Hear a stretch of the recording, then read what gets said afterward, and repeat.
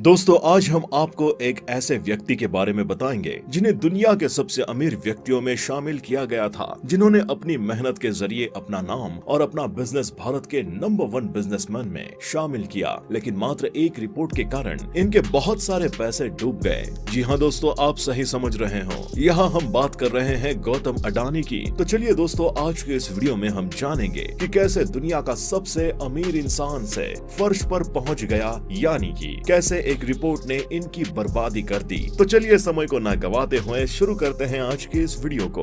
अपनी सफलता की कहानी बताते हुए गौतम अडानी ने अपने शुरुआती कारोबारी जीवन के बारे में भी बताया और कहा कि उनका पहला ट्रेड जापान की कंपनी के साथ किया गया था। इसके कमीशन के तौर पर 10,000 रुपए की कमाई की थी। पहली कमाई से भी मन में साहस और आत्मविश्वास आया। हालांकि उन्हें ऐसा लगता है कि कॉलेज न जा पाने का दुख है, अगर जा पाते तो बहुत फायदा होता। इस समय हमारे देश को एक अडानी नहीं 100 अडानी चाहिए। उनका कहना है कि शुरुआती दौर में राजीव गांधी और नरसिम्हा सरकार की नीतियों से उन्हें बिजनेस बढ़ाने में काफी मदद मिली थी। गौतम अडानी ने कहा कि उनके जीवन का सबसे अच्छा ब्रेक साल 1985 में मिला, जब राजीव गांधी आम चुनाव जीते और 1985 में राजीव गांधी सरकार ने इम्पोर्ट नीति बदली। ट्रेडिंग में मेरा अनुभव नहीं था, लेकिन मैंने सीखा। छोटे उद्योगों को पॉलीमर की सप्लाई शुरू की। मेरी ग्लोबल ट्रेडिंग बिजनेस की नींव यहीं से पड़ी। संकट और मौके हमेशा एक साथ आते हैं। 1991 में भारत में विदेशी मुद्रा संकट आया और देश में 10 दिन से कम की विदेशी मुद्रा बची थी।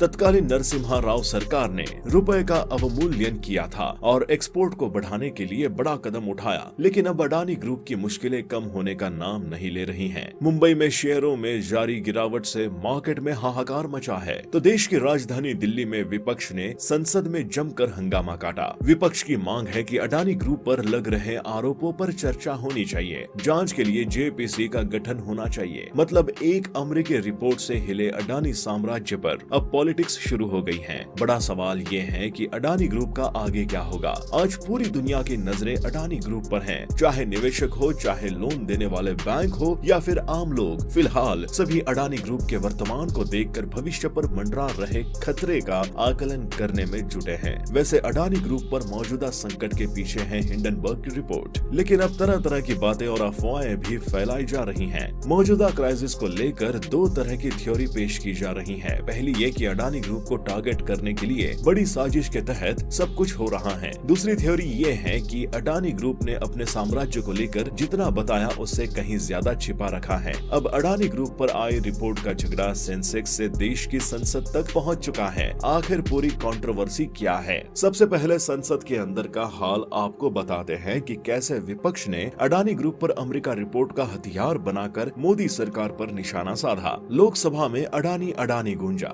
नतीजा संसद ठप हो गई। बड़ी बात यह है कि अडानी ग्रुप पर हिंडनबर्ग की रिपोर्ट ने पहले ही गौतम अडानी को दुनिया के सबसे अमीर इंसान से 16वें पायदान पर धकेल दिया। IFO के जरिए जुटाई गई रकम को भी अडानी ग्रुप ने वापस करने का फैसला किया है। अब अडानी ग्रुप को लेकर सभी के मन में 2 सवाल है। सवाल नंबर 1, हर दिन कमजोर हो रहे अडानी ग्रुप का आगे क्या होगा? और सवाल नंबर 2, क्या अडानी ग्रुप अपनी ग्रोथ रेट पर वापस लौट पाएगा? शून्य से शिखर तक गौतम अडानी की यात्रा हैरत अंगेज है। तो अब अडानी ग्रुप के शिखर से नीचे लुढ़कने की यात्रा ने सबको चौंका दिया है। शेयर बाजार में अडानी ग्रुप के शेयर हर दिन नीचे गिर रहे हैं। विदेश की नामी फाइनेंस एजेंसियां अडानी ग्रुप के बॉन्ड को लेकर वार्निंग जारी कर रही हैं। सवाल यही है कि क्या बाजार में मिल रहे झटके से गौतम अडानी अपनी कंपनी की गिरती साख बचा पाएंगे या फिर हर नया दिन एक नई चुनौती लेकर आएगा? हिंडनबर्ग रिसर्च की पिछले हफ्ते आई एक रिपोर्ट में दावा किया था कि अडानी ग्रुप दशकों से खुल्लम खुल्ला शेयरों में गड़बड़ी और अकाउंट धोखाधड़ी में शामिल रहा है। हालांकि अडानी ग्रुप ने इस रिपोर्ट को झूठ का पुलिंदा बताते हुए इसे भारत के खिलाफ साजिश करार दिया था। लेकिन ग्रुप के शेयरों और बॉन्ड्स में भारी गिरावट आई है। इससे अडानी ग्रुप का मार्केट कैप 108 अरब डॉलर घट गया है। साथ ही अडानी दुनिया के अमीरों की लिस्ट में तीसरे स्थान से 21वें स्थान पर खिसक गए हैं। अडानी ग्रुप ने पिछले 10 दिनों में 118 बिलियन डॉलर का नुकसान उठाया है। यानी हिंडनबर्ग की रिपोर्ट सामने आने के बाद कंपनी को 50% से ज्यादा नुकसान हो चुका है। कंपनी को लगे इस झटके की वजह से गौतम अडानी एशिया के सबसे अमीर आदमी की लिस्ट से भी बाहर हो गए हैं। गौतम अडानी कंपनी के FPO को भी इस बीच वापस ले लिया है।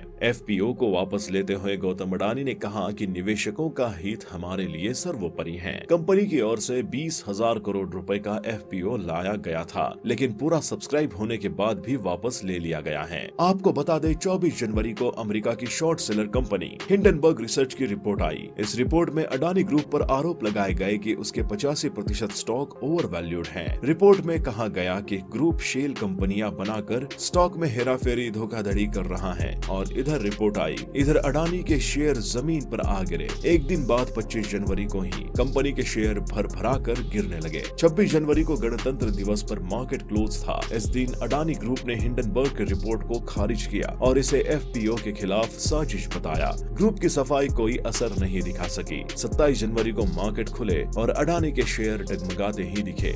ब्लूमबर्ग की माने तो गुरुवार तक अडानी ग्रुप का $100 बिलियन से ज्यादा मार्केट कैपिटल डूब चुका है। अडानी की 8 कंपनियां मॉर्गन स्टैनली कैपिटल इंटरनेशनल का हिस्सा हैं और 28 जनवरी को MSCI ने हिंडनबर्ग रिसर्च की रिपोर्ट को लेकर अडानी समूह के सिक्योरिटीज पर फीडबैक मांगा। 29 जनवरी को अडानी ग्रुप ने बयान जारी कर हिंडनबर्ग की रिपोर्ट का भारत पर सोचा समझा हमला बताया। हालांकि हिंडनबर्ग ने कहा कि ग्रुप रिपोर्ट के ज्यादातर सवालों का जवाब देने में नाकाम रहा। इन सब के बीच अडानी के शेयरों में बिकवाली का दौर तेजी पर पहुंच गई और खुद गौतम अडानी की कैपिटल में गिरावट आई। वो एशिया के सबसे अमीर शख्स नहीं रह गए। 15 प्रमुख अरबपतियों की लिस्ट से भी वो बाहर आ गए। अडानी ग्रुप का FPO 27 जनवरी को खुला और 31 जनवरी को बंद हुआ। धीमी शुरुआत के बाद 31 जनवरी तक ये पूरी तरह सब्सक्राइब हो चुका था, लेकिन स्विट्जरलैंड की investment banking company credit Suisse ने ग्रुप को एक और झटका दिया। क्रेडिट सुइस ने प्राइवेट बैंकिंग के ग्राहकों से मार्जिन लोन के लिए जमानत के तौर पर अडानी ग्रुप के बॉन्ड लेना बंद कर दिया। सिटी ग्रुप इंक ने भी गौतम अडानी की कंपनियों की सिक्योरिटीज को स्वीकार करना बंद कर दिया है। फिर आई 1 फरवरी की तारीख, अडानी एंटरप्राइजेस ने FPO रद्द करने का ऐलान किया। वहीं फोर्ब्स की रिपोर्ट में कहा गया कि अडानी एंटरप्राइजेस का FPO मैनेज करने वाली 10 कंपनियों में से 2 का नाम हिंडनबर्ग के रिसर्च रिपोर्ट में आया था। हिंडनबर्ग की बात करें तो ये अमेरिका की वित्तीय संस्था है जो कि फॉरेंसिक फाइनेंशियल रिसर्च का काम करती है। ये बिजनेस वर्ल्ड में होने वाले फर्जीवाड़े पर नजर रखती है। हिंडनबर्ग को नाथन एंडरसन ने 2017 में लॉन्च किया था। ये पहले एक डेटा कंपनी थी। ये कंपनियों में होने वाले फर्जीवाड़े को उजागर करती है। कंपनी मार्केट में शॉर्ट सेलिंग के जरिए पैसा कमाने का भी काम करती है। दोस्तों, देखा आपने कि कैसे मात्र एक नेगेटिव रिपोर्ट के कारण अडानी ग्रुप के इतने सारे शेयरों में गिरावट आ गई है। आपका क्या कहना है इस बारे में? आप हमें कमेंट सेक्शन में अपनी राय जरूर बताएं। साथ ही अगर आपने हमारे चैनल को अभी तक सब्सक्राइब नहीं किया है तो हमारे चैनल को सब्सक्राइब भी कर ले, ताकि हम आपके लिए और भी ऐसी वीडियोस लाते रहें। तो चलिए दोस्तों, मिलते हैं अब अपनी अगली वीडियो के साथ।